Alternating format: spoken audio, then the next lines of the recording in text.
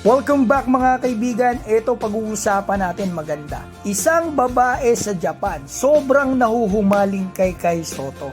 At pag-uusapan din natin ang final game ni Nick Pasica sa kanyang career. Ang makakalaban pa niya, ang pambato natin. Pero ang tanong, kung makakalaro nga ba ang pambato natin dito? Simulan po natin dito kay Kai Sotto at last 2 games niya this season sa Japan D-League. At kumusta na nga ba ang pambato natin? Kasi nagkaroon po ito ng mild injury sa may bewang nitong nakarang araw lang. So ito, sa May 4 and 5 ang final game ni Kai this season. Kalaban po ang Kawasaki na pinangungunahan ni Nick Pasica. Na nakalaban na po pala ito ni Kai nung nakaraang buwan, nung March, kung saan nag-average si Kai sa back-to-back games na yan ng 17.5 points and 10 rebounds. At gusto kong malaman nyo po na magre-retiro na pala itong si Nick Pasica.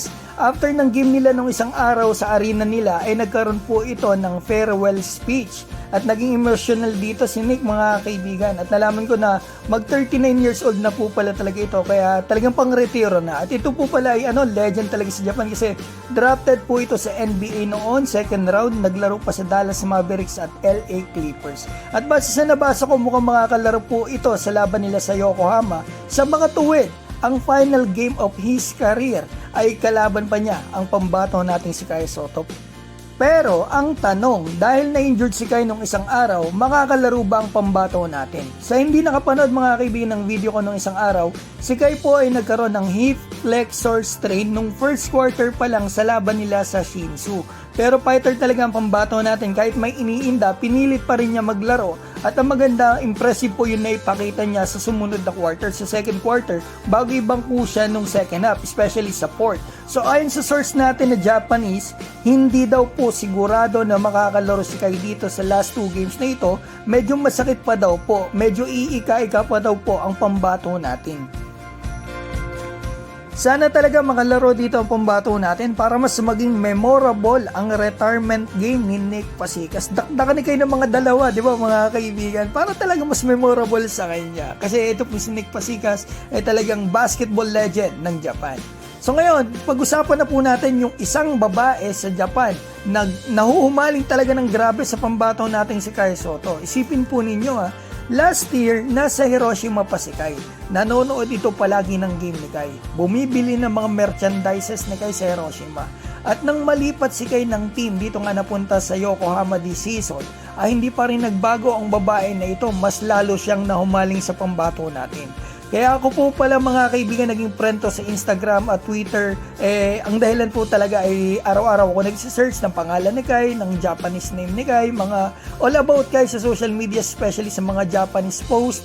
At siya po talaga kabukod tangay mga kaibigan. Halos araw-araw ko nakikita sa story niya sa Instagram, sa mga tweets niya dito sa Twitter. Halos araw-araw din puro about kay Kai. At talagang gumagastos po ang babae nito ng malaki sa pagbili ng mga merchandises ni Kai. Take note ang mamahal po ng presyuhan ng mga merch dito sa Bilig, lalo na ang mga damit. Ultimo yun nga mga towel, 1,500-2,000 pesos na, towel pa lang yun.